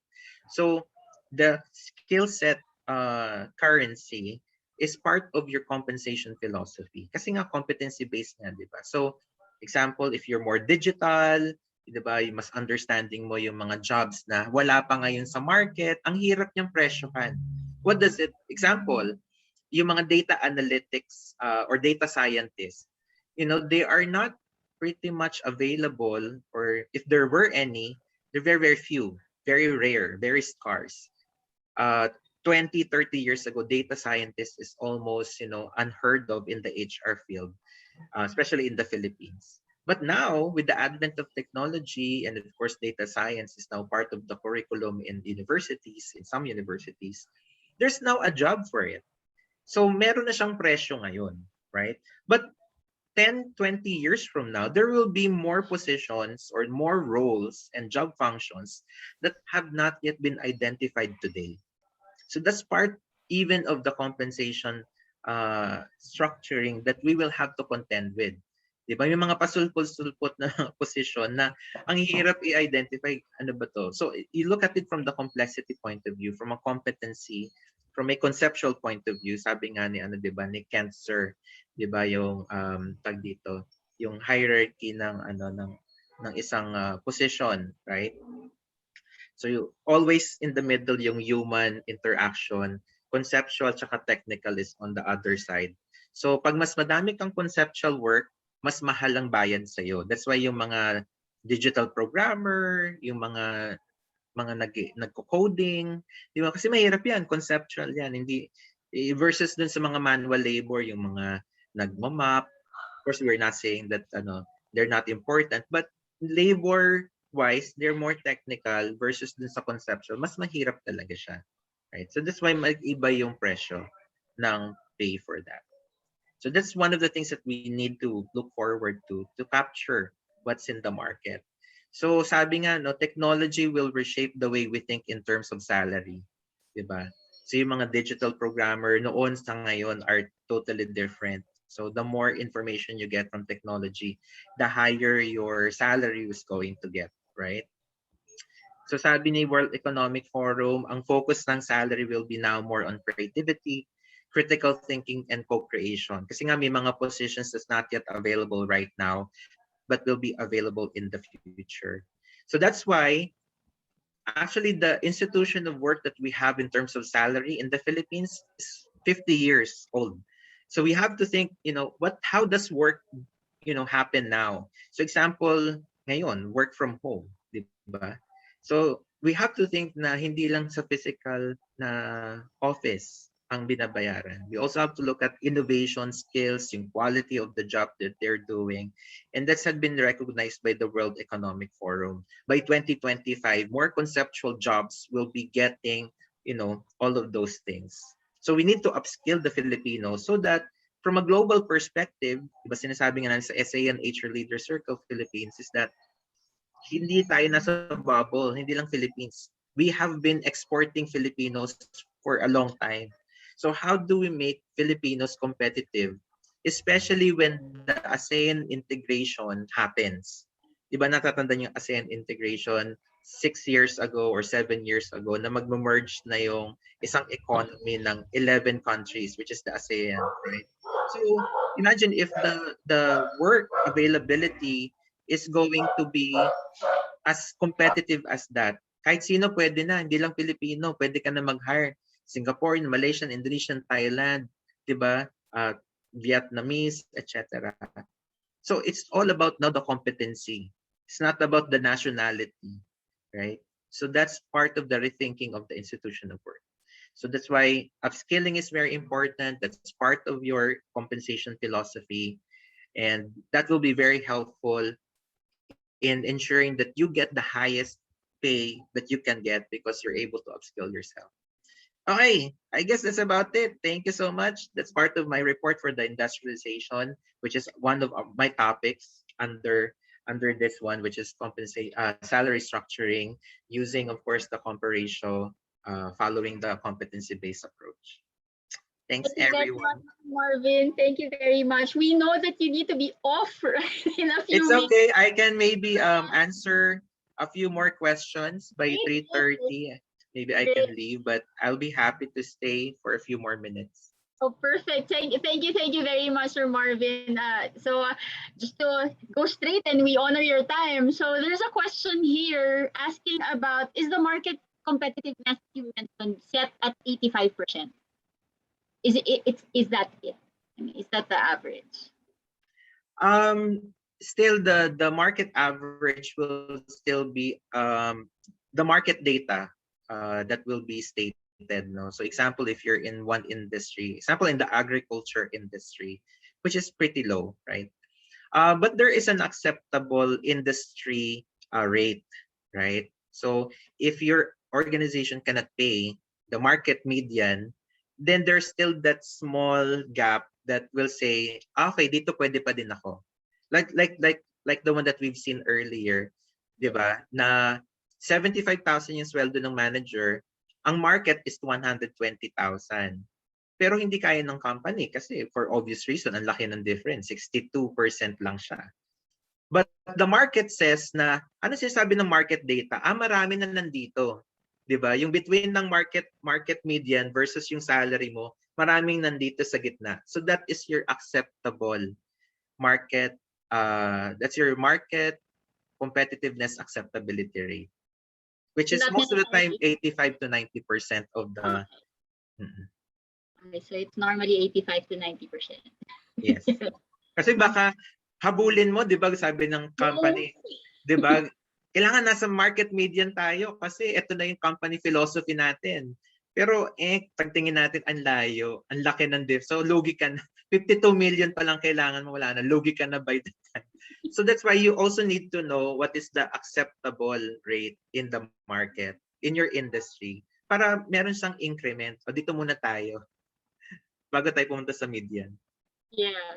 So hindi kailangan mag-pressure. It really is depends on where your company is found as an industry. Kung aling industry. Yeah. Yes, correct. Another question here, sir, is what is the salary structure is based on CBA? I think she's asking about competency based. Competency based. Mm-hmm. Yes. Actually, the one that we have shown, all of them are applicable to a competency-based framework. Why is it called competency-based framework? Because that is your org dev framework. Okay, ina-adapt siya ng Compen so that kasi 'di ba nagwo-work together nga siya, 'di ba? Ang binabayaran natin dito yung job, not the title. So that's why the competency-based approach is to say na ang maintaining attitude natin is hindi yung title ang babayaran ko. Ang babayaran ko yung ginagawa niya, Yes. right? So before kasi pwedeng arbitrary, 'di ba? Yung tawag na hierarchical framework. So, ibig sabihin, talagang title to, lahat ng manager ganito yung mga range. Which is hindi na yan tama, 'di ba? Kasi meron naman talagang manager na hindi pa naman at par, 'di ba, in terms of skill set. So kawawa naman yung iba na magagaling, 'di ba? Mababa ang sweldo nila. Eh yung isang hindi magaling, mataas sweldo, 'di ba? Merong ano doon, unfair labor practice doon. So I guess this is something na medyo related doon sa kakasagot nyo lang, no? Kasi for some, they're thinking, okay, so what if I deserve an increase? How about Yes. salary increase? What if an employee knows yung kakayahan niya, his or her worth, na how could that employee ask for an increase? That is where your performance management system comes in. That's why I included that in my talk, because I'm also an OD person. No, I'm more than a compensation person. I'm an OD person. So when I look at it always from a organizational, environmental analysis, or I wanted to diagnose the organization, yun yung tinitingnan ko din na paano tayo nagre-reward ng isang empleyado, especially in terms of salary increases. So may mga organizations kasi na dahil walang structure, wala ding performance appraisals. So arbitrary, 'di ba? Sabihin, boss, dagdagan mo 'yung sweldo ko. Sige, sabihin mo sa HR, bigyan ka ng 10,000. Eh yung isa kagalit ng isa, sabihin, hindi, ikaw wala, 2,000 ka lang. 'Di ba? Very arbitrary, very unfair, unjust. So for an employee to ask for a salary increase, you need documentation of your targets and your performance. Kahit wala kayong performance management system sa kumpanya, dokumento nyo lang siya. Ano bang mga targets mo? 'Di ba? Ano yung mga achievement rates? 'Di ba? Na-achieve mo ba to on time? Na-achieve mo ba to ng tama? Maayos ba yung resulta? So you can always come back to your manager or to your management saying, boss, tagal ko na dito. Pero hindi lang yung tagal. Ito naman yung mga na-achieve ko. 'Di ba? Ito yung skill sets ko ngayon. Ito na yung mga training ko ngayon. 'Di ba? So the person can scientifically, justify. Hindi lang yung dahil kakilala ko siya or dahil trip ko lang dahil 10 taon na ako dito, wala naman ako na-achieve. 'Di ba? So you want to be systematic as well. Great. Thank you very much for that answer. I hope it satisfies the one who asked that question. There's another one you mentioned about definitely the ASEAN integration and knowing that the market now, even the workplace is getting global, boundaries are now being broken, if not crossed over. But is it fair for, let's say, a Filipino to compare, but then if my foreign counterpart is, the salary of this foreign counterpart is this, is it fair for me to even expect or even ask for that kind of compensation? How is that possible, if ever it is? Definitely it's fair. But there's a caveat to that. There's a caveat. There's a thing that we would like to say. But wait, there's more. So if the employee is a Filipino and the other one is a expat or a foreigner, if the context is they are both hired in the Philippines, right? Definitely you will have to use the Philippine law, which is your equitable, fair practices. Kasi he or she is in the Philippines, so ganun yun. But if you're a multinational, yeah, So example, if I work for a multinational, like example, I used to work for a multinational company, a Japanese company. The law that applies to them is different from the law that applies to you because you're on two different regions. Diba sabi nga natin kanina, the first one in the salary banding is your specific location. Because hindi naman mag-a-apply yung Philippine na base pay sa kanya kasi iba yung cost of living sa Japan, iba yung cost of living sa Philippines. So for you to say na bakit pareho lang naman kami ng position, etc., but they're living in the different place, right? Iba naman yung cost doon. However, there are companies who would be really equitable, right? Wala silang pake. Kasi kaya nila magbayad. So they can do that as well. Again, it will go back to the capability, financial capability of the business. But most of the time when I was an HR for a global organization, they also look at that. That's the reason why they outsource, di ba? Sabi nga nila, ba't pa kami magbabayad ng pareho ay ba't pa kami mag-outsource kung pareho rin naman ang ibabayad namin? Dito na lang kami, magstay na lang kami dito. But many organizations now has a different philosophy saying, we want to have other offices, number one, for global presence, right? Because the Filipinos are really global. Hindi naman porque nasa Philippines lang tayo, mas konti yung alam natin. No, actually, because of the technology, sabi nga natin kanina, di ba? There are jobs that we don't know yet, right? It's not yet captured in the market. And sometimes Filipinos are very good on those. Di ba? Yung mga wala pa sa market, off market, nandyan na. That's why, if you remember in 2000, yung mga buhay na, di ba? Yung Y2K na virus, that person was hired by an international company. I don't know kung ngayon nandun pa din siya. Pero, those kinds of situations, di ba? The Filipinos are really good and very resourceful. I know the example that I gave was not very good, but what you know what I mean. We're very resourceful. We're great. We know how to do things, and that's one of the reasons why Filipinos thrive in other countries because it's not about our nationality. It's our capability that is being paid. That's why I keep on saying that in our compensation philosophy earlier. The title is not being paid. It's the job, the role, and the authority that you're doing, the scope of work. Sir, can you still accommodate like one or two questions? Yeah, go ahead. Okay, so just like when you mentioned that jobs are being created, there are certain tasks that there's no specific designation for it yet. No, wala pang labels. There are no Yeah. labels yet. But so with that means there's not so much market research data available. So how can we compare the compensation or the salary bands if there's no market research data available, such for certain positions that are not yet existing? Yeah, that's why we have, there's still market research similar to it, right? So they're emerging positions or emerging jobs. Like example, data scientist was not yet available maybe 15 years ago. But there are similar jobs to that. So example for data scientists is a matter of new principles, new framework, or new tools itself that has changed. But the principle in the competencies are already there, the foundational ones. So you can use that to transplant or to adopt the compensation philosophy for those positions. But of course, not global na ngayon, di ba? So you can also look at from a global perspective. Somehow, somewhere, there's another person who has similar, and you can use that as a benchmark. And of course, that's where you also go back again dun sa capability of the company. Di ba? Sabi na, bago to, ganyan. O sige, bigyan natin ng premium. Di ba? Kasi kakaiba yan. Di ba? So that's where you reward the employee because of the new job that they're doing. Okay. So there's another one, sir. Another one is, what if there's no HR manager in a company, but then what if you're applying to that company and you're a candidate?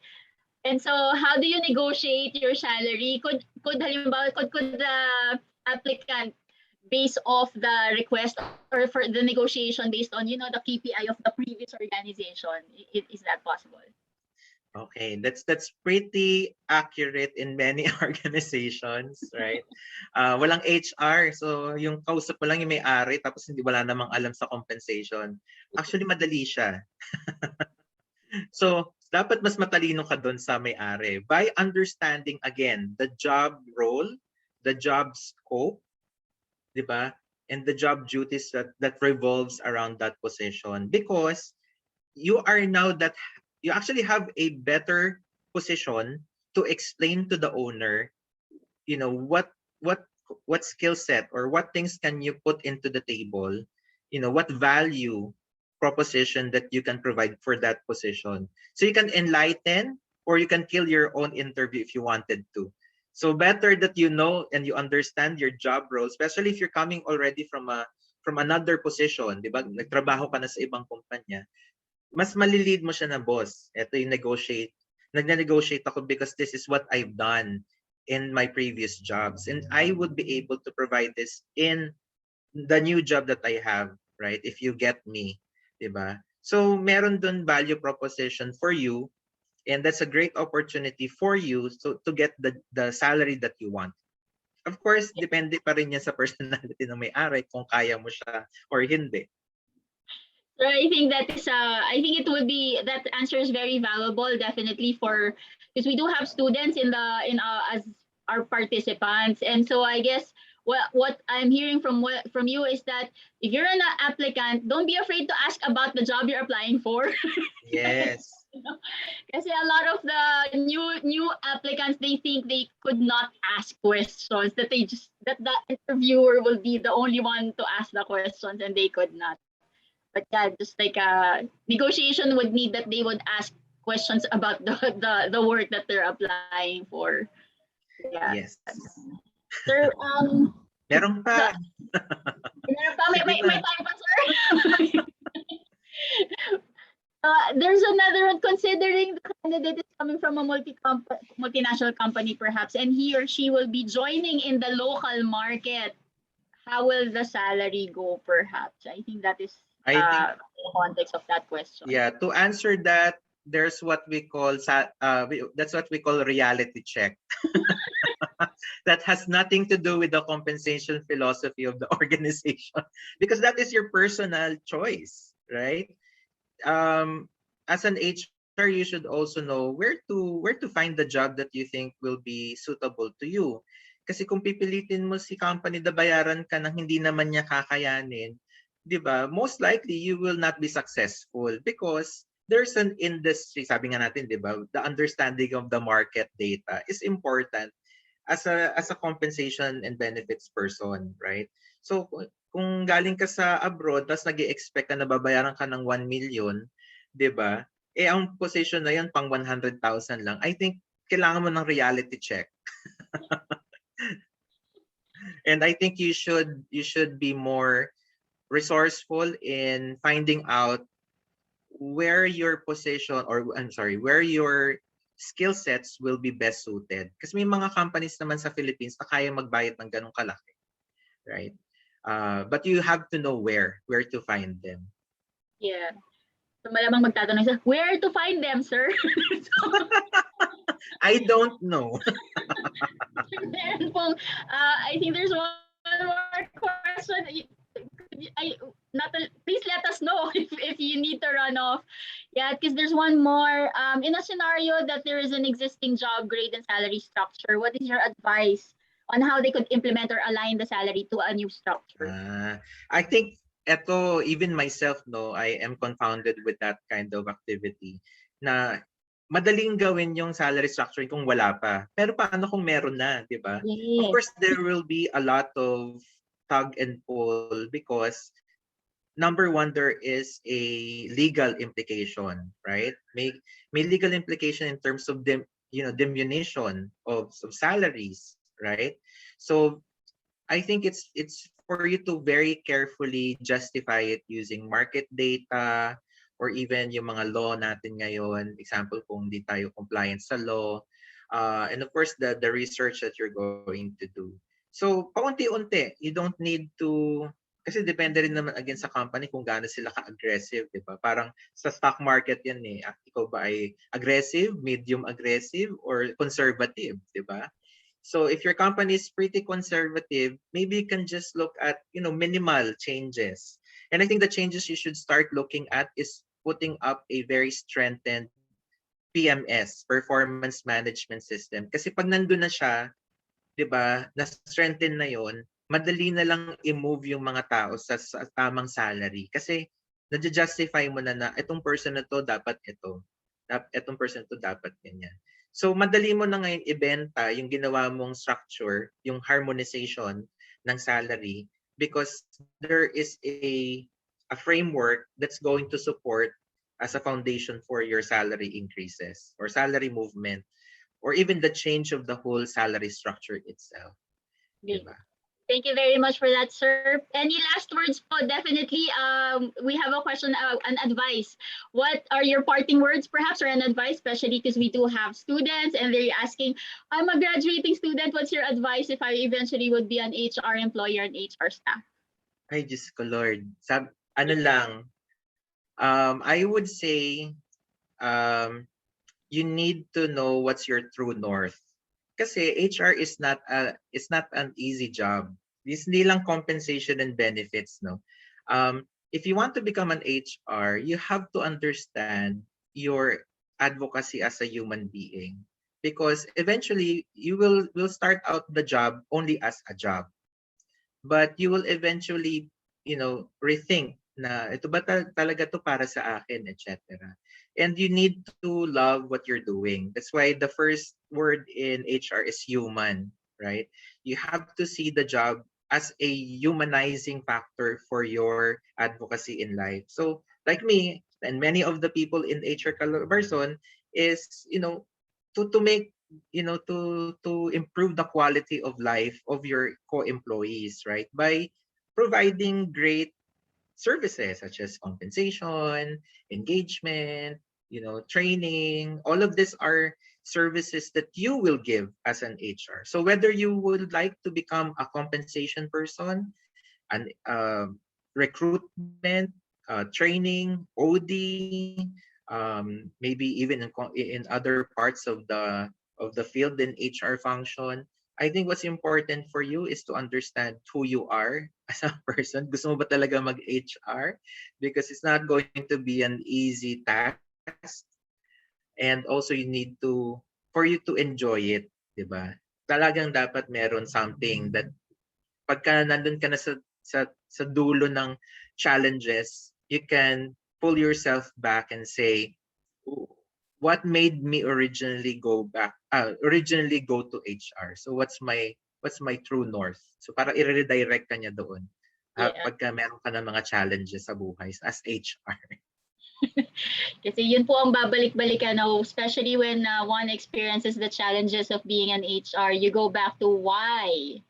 Always begin with your why, your purpose, why you're going to get into it in the first place. Yes. And in addition to that, Ms. Rin, also it will not limit you to become HR. And that's what I've learned as well, just for my personal experience. You're not limited to HR. Don't think just because you're HR, you should die an HR. That's not true. Okay? You're an HR and you should be proud of it because you're one of the few people in an organization that understand the whole business. And that should be your biggest challenge for yourself, is to understand the business. So that, as an HR, you'll have a say on everything that you see in the business. You can give advice to sales, you can give advice to accounting, you can give advice to procurement. That's your role as an HR. Kasi interaction to humans is what HR, human resources is all about. And that will make you become successful in and outside of HR. Great. Thank you very much. That's why True North will always lead you. If HR will be a way for you to do that, then of course, yeah, definitely.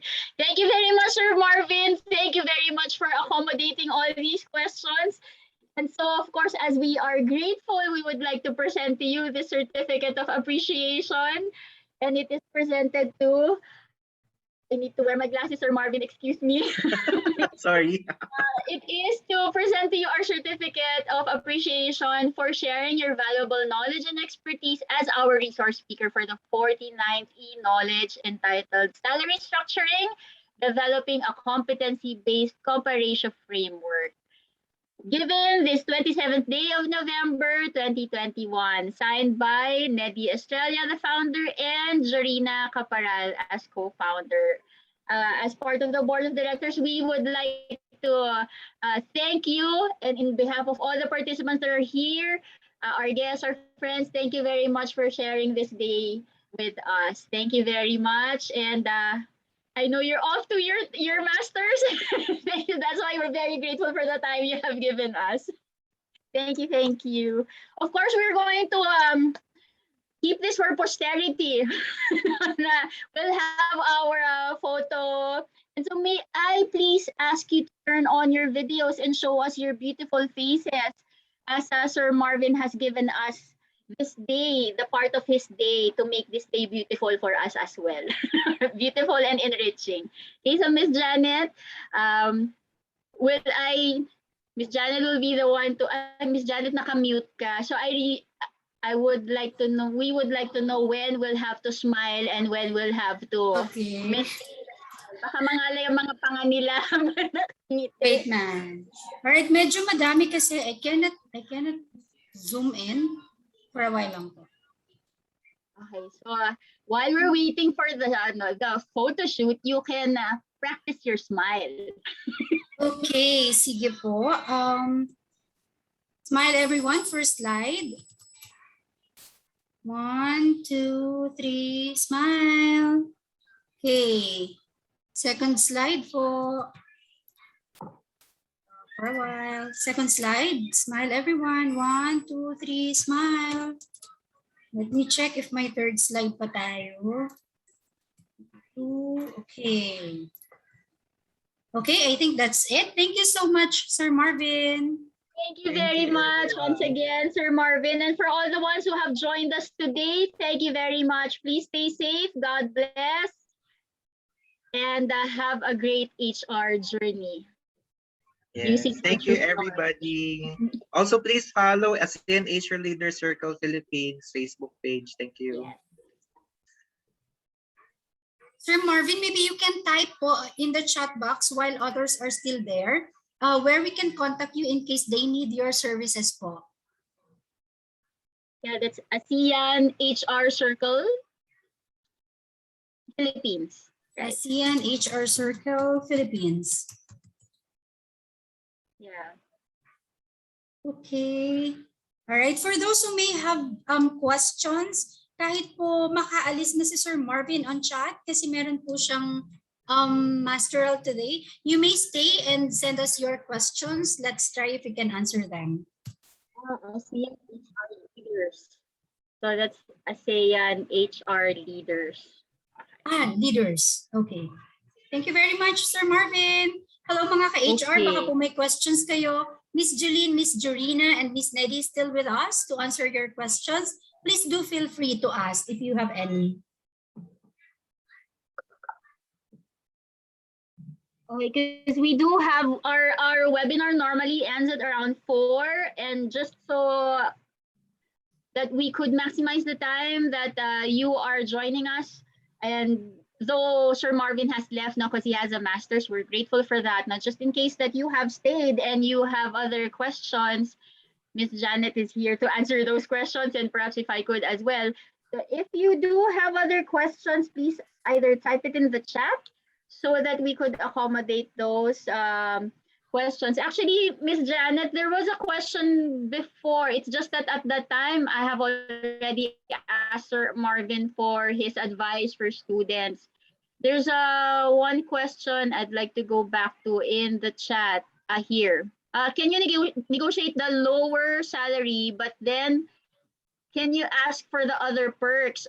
Okay. So what if you're negotiating it's a low salary, but can you still ask for other perks or benefits like non-monetary? Okay.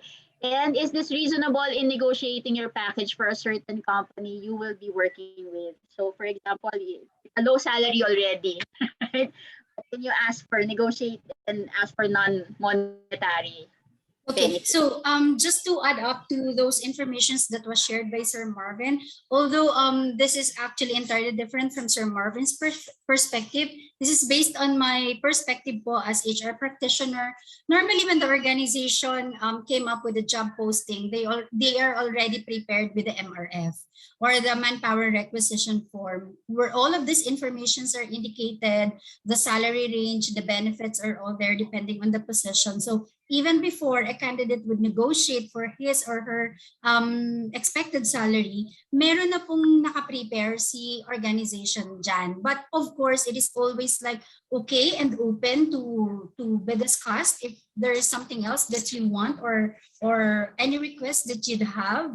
Because, you know, at the end of the day, tayo pa rin yung nakakaalam ng value natin. Ano? You know your value very well. You should know your value, how much it costs you for this job, what are you capable of bringing into the organization, and what are you expecting. So it is always okay to negotiate and to ask for more, especially if it's non-monetary, because there are still organizations or companies that are actually like providing other benefits or perks that are non-monetary, such as, for example, HMO. The normal HMO package is upon regularization or given upon regularization to employees only. But some other companies you can negotiate, especially if you are on a managerial position or an executive level, you can negotiate to include at least up to one to three dependents to be covered upon hiring. So it's entirely like dependent on how you see your value and how do you think you could assess the capability of the organization. Sabi nga ni Sir Marvin kanina, you have to manage your expectations, set your expectations. Kasi if you're already like earning this much or enjoying this much and you go to a startup organization, of course you can expect the same benefits or you can expect the same package. Yun po. I hope it helps.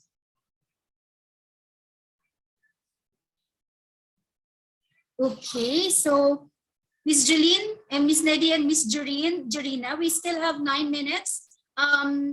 If you have other questions, please do feel free.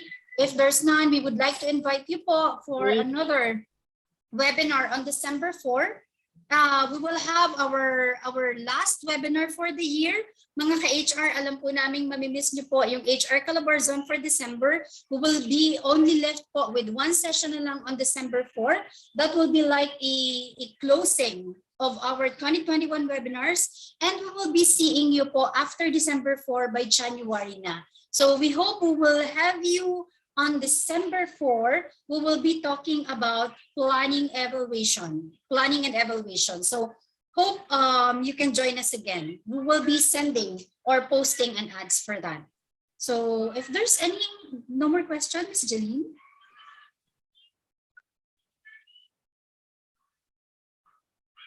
Okay.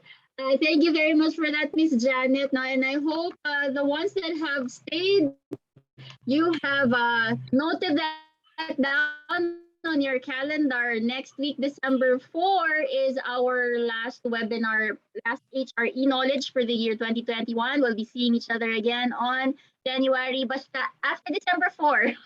But December 4, next Saturday, you can still join us. Of course, we are going to welcome you to cap off the year, okay, to end the year of 2021. So Ms. Janet, at this point, we would just probably like to encourage all the ones who have attended to please fill up the attendance. The Google form has been sent in the chat. And we'll be seeing you next Saturday. The form will be closed, Ms. Jeline po and everyone in the Zoom meeting until December 2. So please kindly settle your 50 pesos payment through the GCash that we have shown earlier until December 1. Form will be closed by December 2 and kindly expect po our certificate by December 3. Thank you very much for joining mga ka-HR. Maraming salamat. On behalf of our founder, Ms. Neddy, and our co-founder, Ms. Jorina, maraming salamat for always joining HR Calabarzon. Thank you so much, Ms. Julian, for having us this afternoon po. See you again on December 4. Have a good day, everyone. Happy weekend. See you before. Bye. God bless.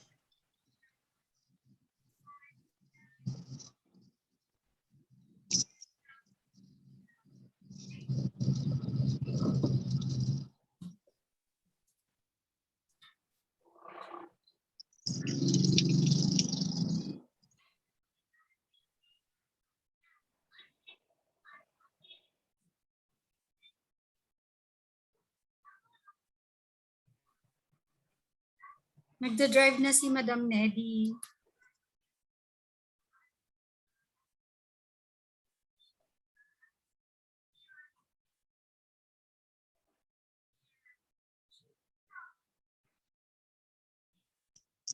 Ma'am Janet, naka-live ko po. Ayan. Basta po na recording. Apo.